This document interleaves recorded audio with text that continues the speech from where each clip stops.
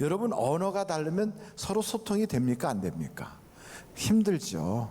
그래서 서로 얼굴을 보고 웃을 수는 있어도 무슨 생각을 하는지 말하지 않으니까, 서로 말이 통하지 않으니까 대화가 안 돼서 갈등이 이루어지는 거예요. 당시 예수님의 제자들은 대부분이 다 히브리어를 사용하고 있는 갈릴리 사람들이 중심이에요. 그래서 히브리 언어를 쓰는 사람들하고는 잘 통합니다. 근데 그리스어를 쓰는 사람들하고는 잘 못 통해요. 그러니까 그리스어를 사용하는 신세대나 새로 입교한 사람들은 먼저 교회를 다녔던 사람들과의 늘 차별의식이 있는 거죠. 차별당하고 있다, 우리는 불이익을 당한다, 이런 생각이 있는 거예요. 그래서 먼저 믿었던 히브리 언어를 쓰는 사람들은 구제를 받아도, 또 도움을 받아도, 그리고 그 당시 목회하는 제자들과의 만남을 통해서도 쉽게 그들의 모든 애로사항을 잘 이해하고 그렇게 보듬어 주지만, 그리스어를 사용하는 사람들은 구제도 빠지고, 그리고 또 뭔가 도움을 받으려고 해도 힘들고, 자기들을 대변해 줄 만한 사람들도 없는 거예요. 그래서 서로 이런 갈등이 생길 때 그리스어를 쓰는 사람들은 원망하고 불평을 하게 되는 거죠.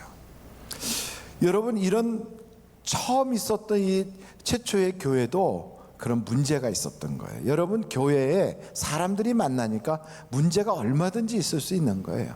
그러면 이런 문제가 생겼을 때 원망하고 불평하는 사람들을 어떻게 해야 될까요?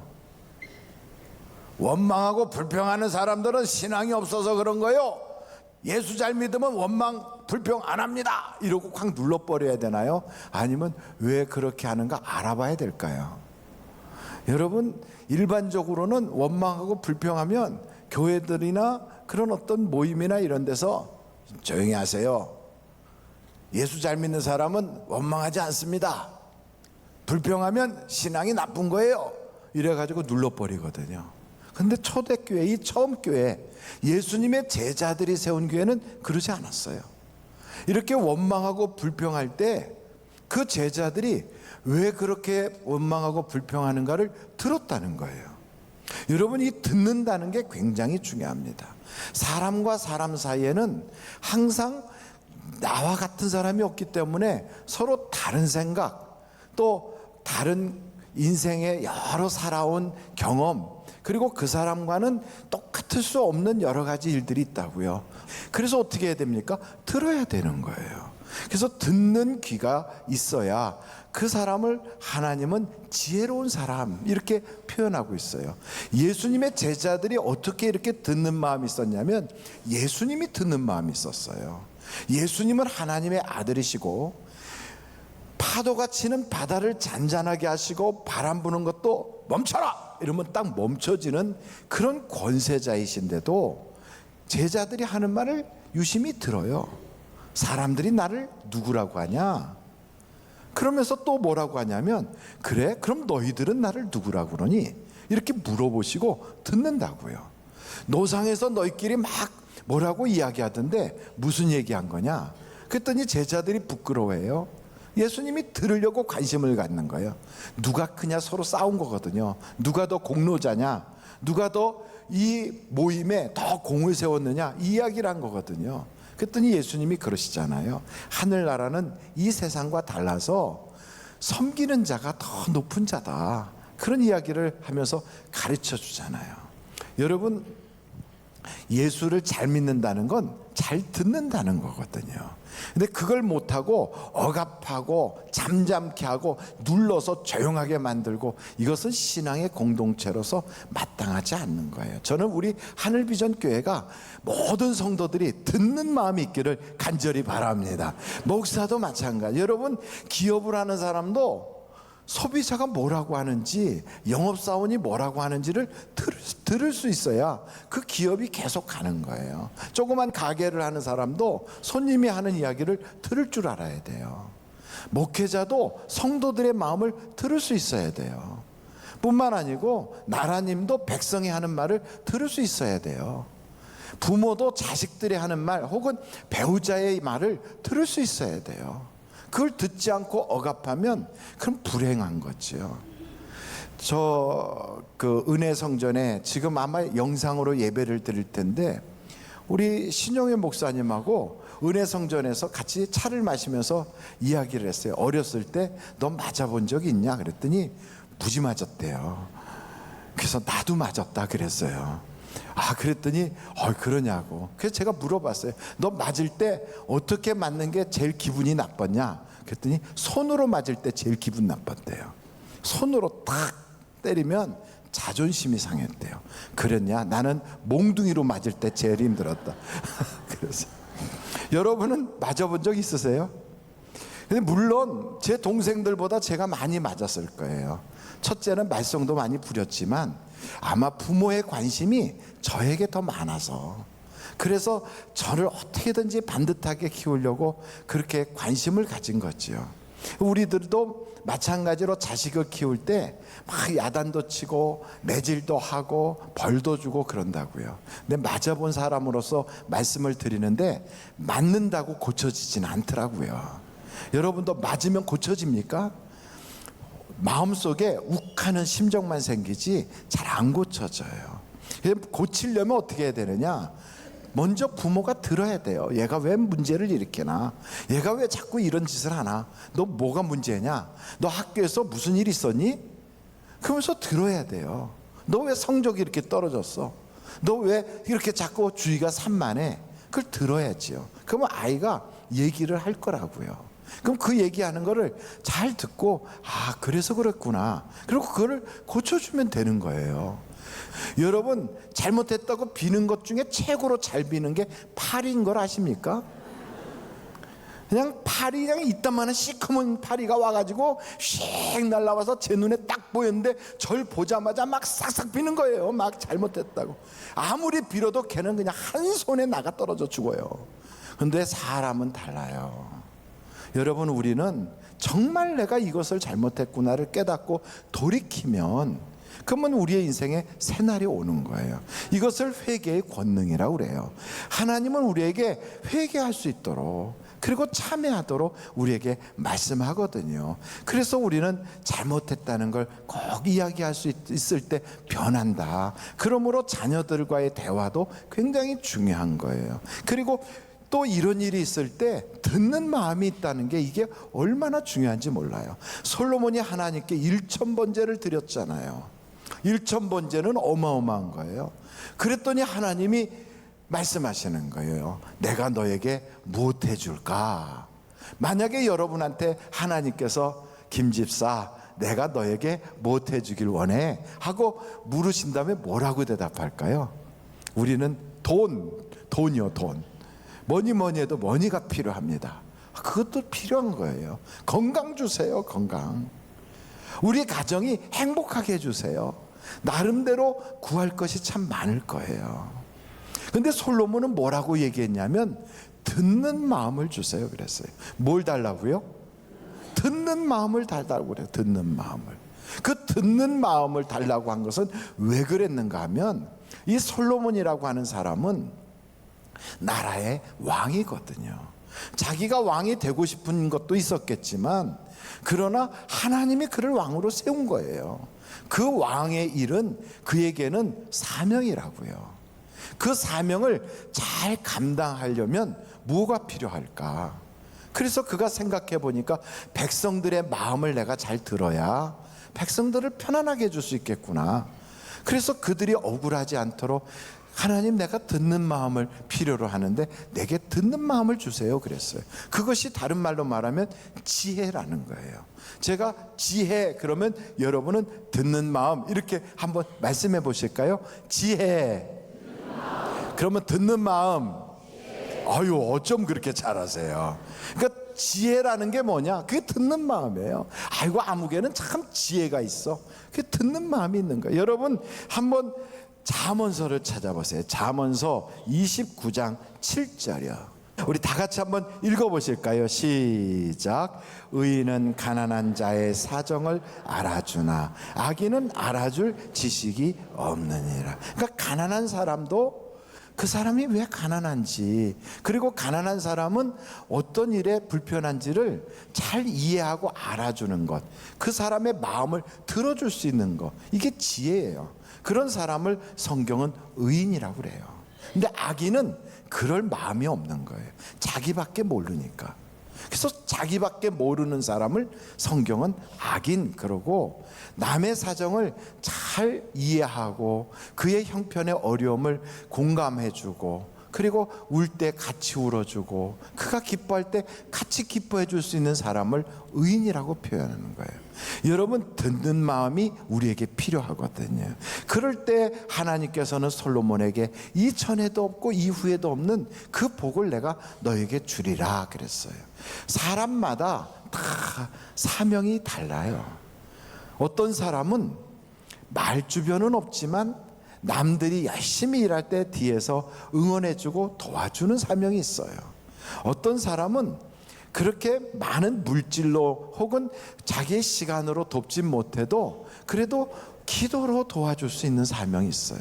어떤 사람은 이번에 이렇게 성경책을 나눠주자 그러면 거기에 협력하기도 하고 잘 수고하신다고 격려해주는 그런 일도 있고, 선교지에 선교하는 사명이 있거나, 혹은 여러 다른 사명들이 있다고요. 청소를 한다거나, 교회에서 또 식사 준비를 해서 열심히 일하는 분들에게 힘을 돋아주거나, 찬양대로 아름다운 노래를 한다거나, 뭐 기타 여러 가지 사명들이 있겠는데, 그런 사명을 감당할 때도 그걸 잘할 수 있게 하나님 내게 은혜를 주세요. 그리고 아무개와 교제를 잘할 수 있도록 듣는 길을 주세요. 이게 굉장히 필요하다고요. 제가 옛날에 살던 그 여기 가까운 동네의 그 집 아파트의 아래층에 어느 그 목사님이 사셨어요. 근데 그 목사님은 키가 굉장히 크세요. 키가 190이라고 그래요. 190. 그러니까 190이니까 제가 이렇게 올려다봐요. 저는 키가 몇이냐고 물으신다면 179쯤 되거든요. 그러니까 이렇게 올려다보는데 유일하게 올려보는 사람 중에 하나예요. 근데 그분이 함께 사시는 사모님이 계시는데, 그 사모님은 키가 굉장히 작아요. 그러니까 키 큰 분하고 키 작은 분하고 살다 보니까 제가 이렇게 보기에는 사모님이 꼭 목사님 배꼽에 매달려 있는 것 같아요. 그래서 참 신기해가지고 여쭤봤어요. 두 분이 어떻게 만났어요? 그랬더니 그 목사님이 막 싱싱 웃어요. 예, 사실은 우리 사모님의 친구가 있는데 그 친구는 키도 크고 얼굴도 이쁘게 생겼대요. 그래서 오가다가 보니까 너무 이뻐서 자기가 졸졸 쫓아갔대요. 쫓아가니까 그 사람이 자꾸 희끗희끗 쳐다보는데 좀 시간 좀 내서 만나자 그랬더니 그분도 자기를 좋지 않게 보지 않고 괜찮게 봤는지 시간을 내서 만났대요. 근데 만날 때마다 따라 나오는 사람이 있는데 바로 그 사모님이 따라 나오더래요. 자기는 그 이쁘게 생긴 사람이 좋아서 만나는데 그때마다 꼭 그 좀 키가 자그마한 그분이 오셔서 같이 이제 대화를 하다 보면 자기가 그렇게 이쁘다고 생각했던 분은 자꾸 딴짓하고 자기하고 눈도 안 마주치는데, 이 사모님은 글쎄 자기가 말할 때마다 고개를 끄덕끄덕 하면서 잘 듣고, 아 그렇군요, 아 예, 그리고 자기가 별것도 아닌 얘기하면 막 깔깔 웃고 그러더래요. 그러니까 자꾸 와서 그렇게 반응이 좋으니까, 그 잘 들어주니까 처음에는 여기에 이쁜 사람을 바라보고 나갔다가 나중에는 반응 좋은 사람만 쳐다보고 얘기를 하게 되더래요. 그런데 이상한 건 그 반응 좋은 사람을 보고 얘기하다 보니까 이런 생각이 들더래요. 눈이 이쁘다, 그렇게 보이더래요. 그러더니 그 다음에는 하고 막 그렇게 입으로 막 반응하니까 입이 그렇게 이뻐 보이더래요. 그래서 나중에는 집에 가서 가만히 생각해도 그 이뻤던 사람 얼굴은 안 떠오르는데 자기의 말에 잘 반응하는 사람만 자꾸 떠오르더래요. 그래가지고 나중에는 그 이쁜 사람이 안 나와도 그렇게 잘 자기 이야기를 들어주는 사람하고만 있어도 참 좋더라는 거예요. 그래서 프로포즈해서 결혼을 했다고 그러더라고요. 여러분, 아직 결혼을 안 한 분이 계시다면 누가 얘기할 때 아 그래요? 하고 깔깔 웃어주면 시집도 가고 장가도 갈 수 있어요.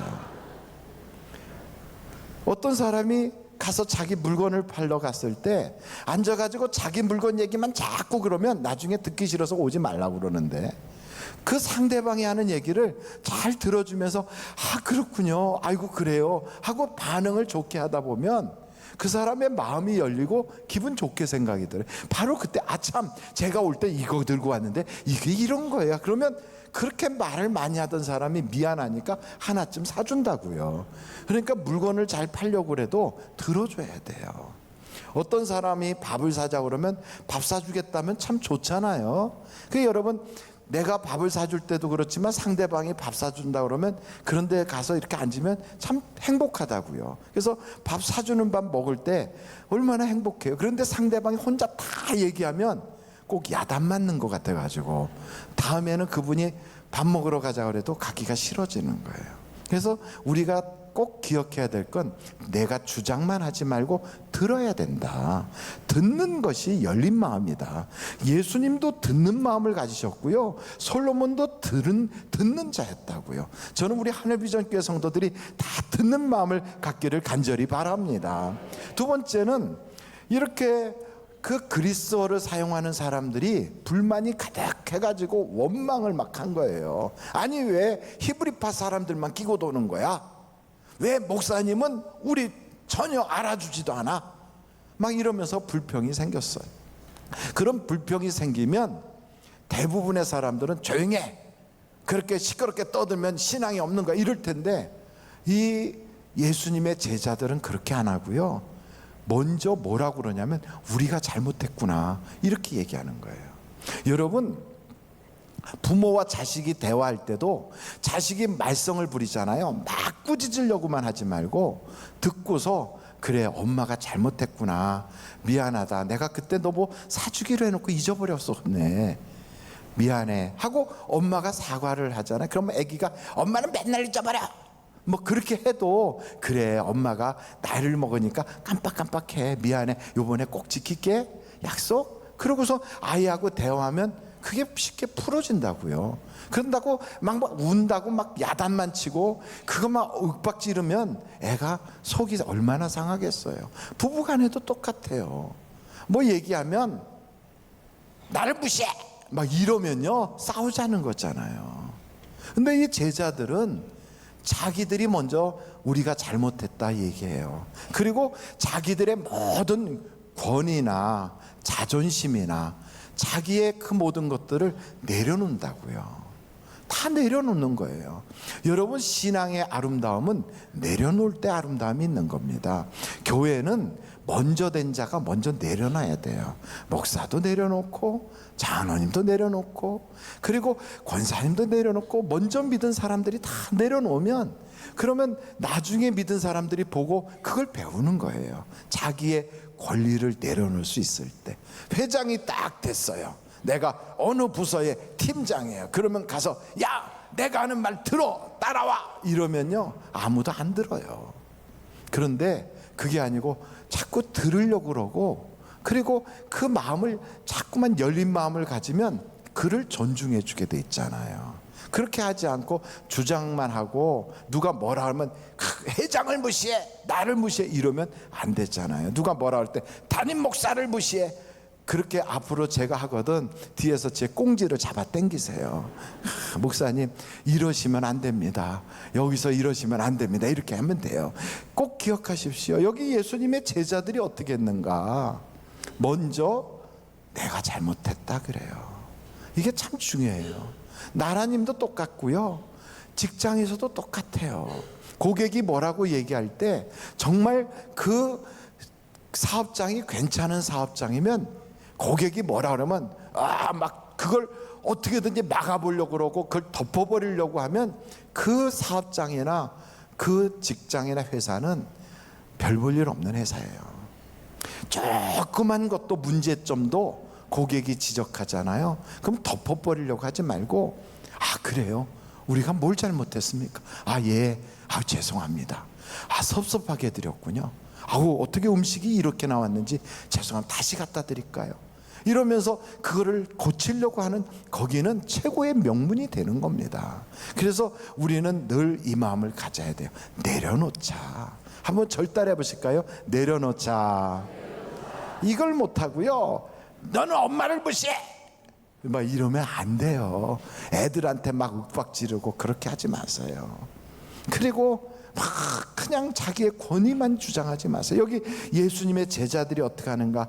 그렇구나, 우리가 잘못했구나, 우리가 하나님 앞에 바르게 기도하고 말씀 전하는 것만 하면 되는 걸 쓸데없는 것까지 우리가 간섭하면서 나섰구나. 그리고 그걸 다 내려놔요. 당신들이 맞았어요.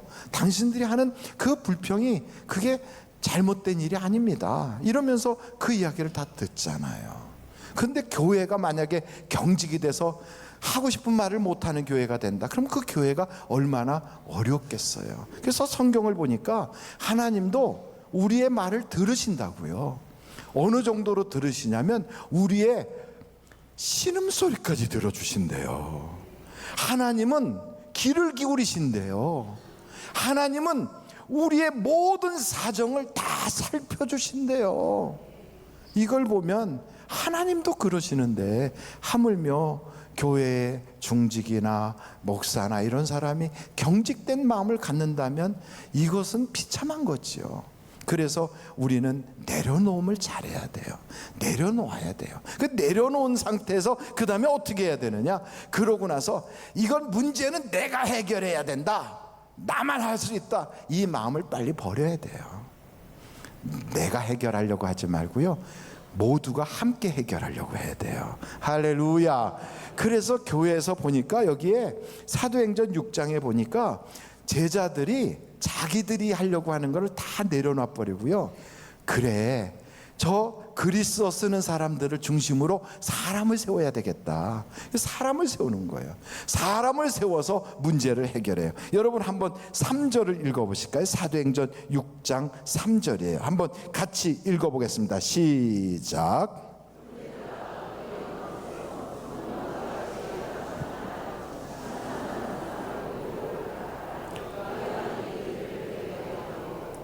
거기에 보니까 세 가지의 특징을 가진 사람을 세우는데, 첫째는 성령이 충만한 사람. 성령 충만하다는 건 신앙이 좋다는 거죠. 교회 다니는데 신앙이 없으면 세상적인 그런 수단 방법, 인간적 생각으로 하려고 할 거라고요. 그래서 교회 일은 그래도 신앙 좋은 사람, 그래서 하나님께 물어보면서 할 수 있는 성령 충만한 사람이 해야 되겠지요. 두 번째는 지혜 있는 사람. 여러분, 지혜가 뭐라고 그랬죠?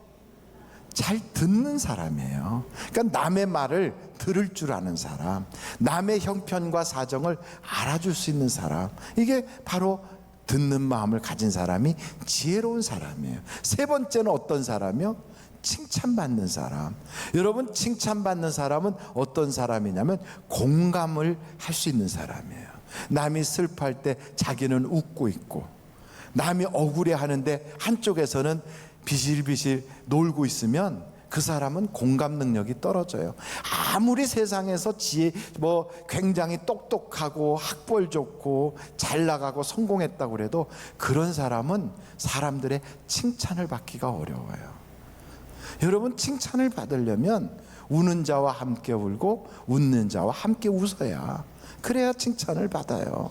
그리고 그런 사람을 우리는 인간미가 있다고 그래요. 예수 믿는 사람이 잘 들어주고 남들과 함께 울어주고 함께 웃어준다면 하나님이 쓰는 사람이 되는 거예요. 저는 우리 하늘비전교회 성도들은 이렇게 하나님이 쓸 수 있는 사람들, 그래서 이 시대가 아무리 어렵고 경제적으로 힘들고, 우리나라 주변 역사를 보면 중국한테도 지금 어려워요. 미국하고도 관계가 어려워요. 일본도 지금 그래요.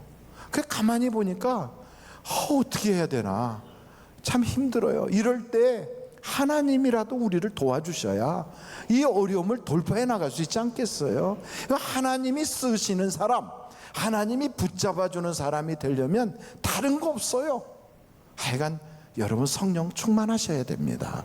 그리고 듣는 마음이 있어야 되고요.